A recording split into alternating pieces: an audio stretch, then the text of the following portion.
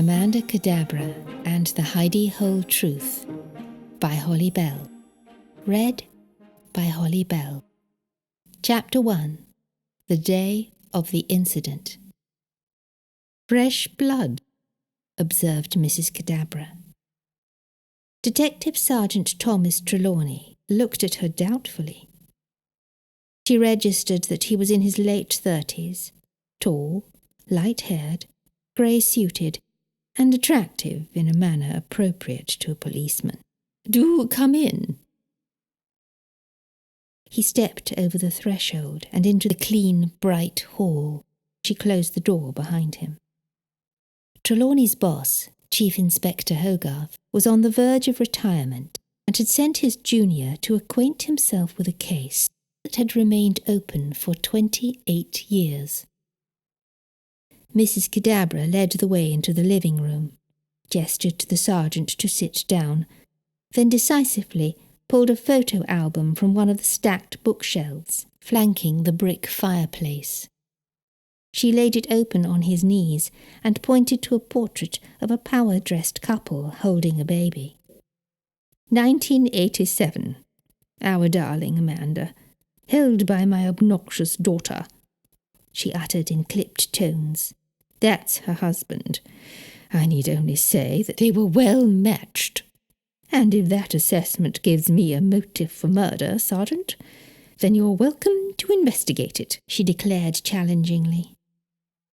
Trelawney suppressed a grin.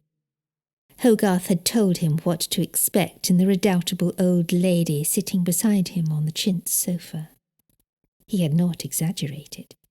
Sonara Cadabra was every inch the imperious aristocrat to which Hogarth had compared her.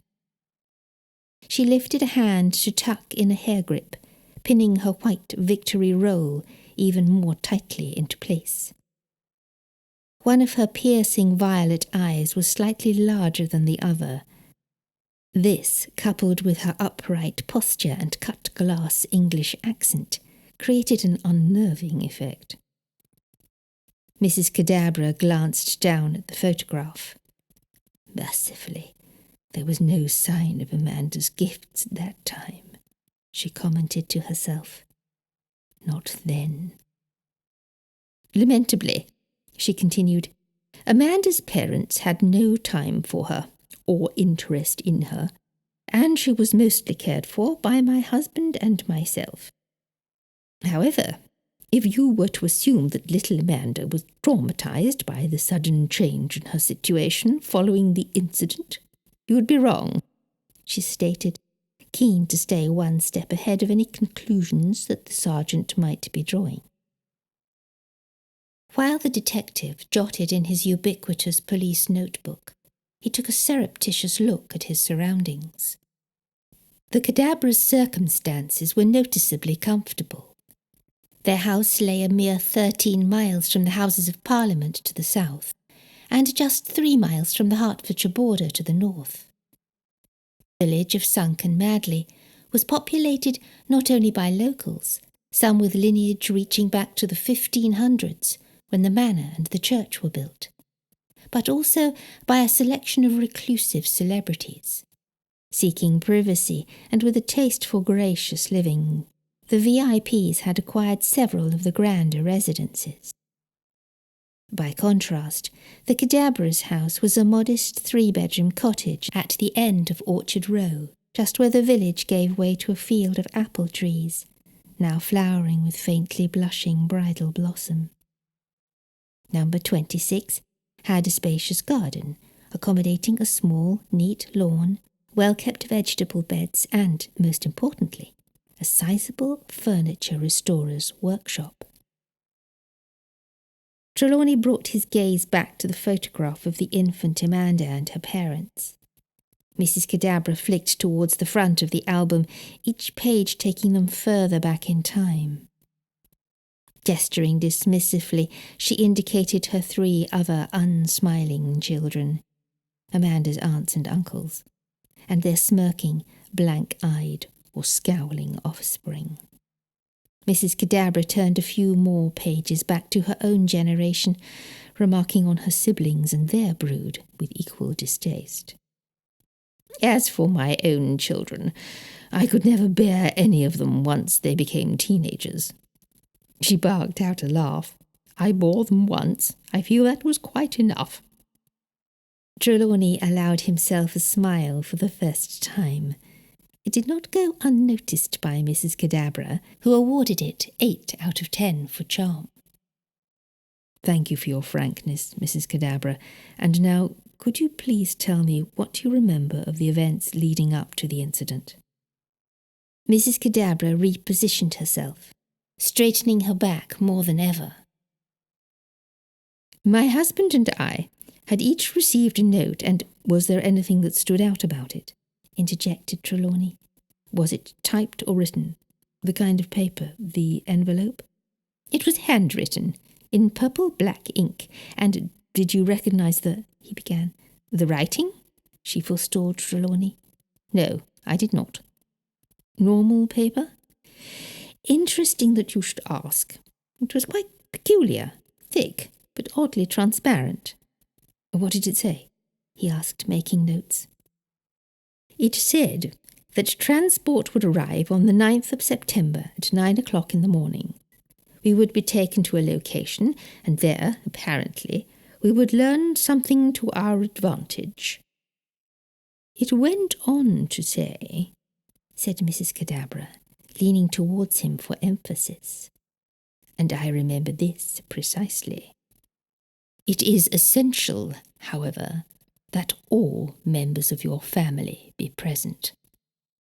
Curious, commented Trelawney. Exactly. And it was signed a well-wisher. Well-wisher indeed, said Mrs. Cadabra indignantly, twitching the cushion behind her more firmly into place. I see, said Trelawney. And what did you and Mr. Cadabra make of all this? Why, that it was fishy, of course, she exclaimed, stating the obvious. But you decided to go? Yes, said Mrs. Cadabra, but reluctantly, and not to serve our own interests, of course. Hardly. No, it was so that if we should derive some benefit from the exercise, we could have left it to Amanda. That is the only reason that it would have been worth enduring the company of our odious family for any length of a journey. Did anyone in the family encourage you to go? Trelawney inquired. Oh, yes. Mrs. Cadabra's face registered her distaste. We received quite a flurry of unwelcome messages from them, but we'd already made up our minds to attend. They were all desperately keen, needless to say. A more mercenary bunch you'd be hard pushed to find. She snapped the album shut and put it down on the inlaid coffee table. Trelawney sat back. So, what happened on the day of the incident? He asked. Poor little Amanda had been awake all night with a frightful cough. She was only 3, and she'd never been a very strong child, and since she'd developed asthma, we'd had to be especially careful. Well, by that morning, Amanda's condition had worsened, and she was clearly not fit for the journey, recalled Sonara Cadabra with an emphatic shake of her head. And considering our unease about the whole affair, we decided that neither we nor our Amanda should have any part of it. So, when the transport arrived, we didn't get on board. It sat there and waited for 15 minutes and finally left. She folded her hands, and that was that. You didn't go out to tell the driver that you weren't going? Pressed Trelawney. No, replied Mrs. Cadabra. We simply didn't want anything to do with it. Did you notice the vehicle? I did. It obscured the view of our Princess Margaret roses, said Mrs. Cadabra indignantly. And what did it? Horse manure? I beg your pardon? Asked Trelawney, startled. Oh, I mean no disrespect to the dear princess herself, Mrs. Cadabra assured him. No, indeed. Just that it's the best thing for roses, but only after 3 years of composting, not when fresh. I'm sure Her Royal Highness would echo my every word.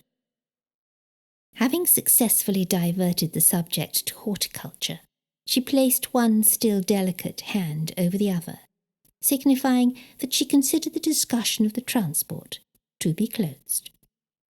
Trelawney, however, returned to the matter at hand. "But the vehicle, what was it like? Can you recall?" "It was a grey minibus of some description," she answered. "Good condition?" continued Trelawney.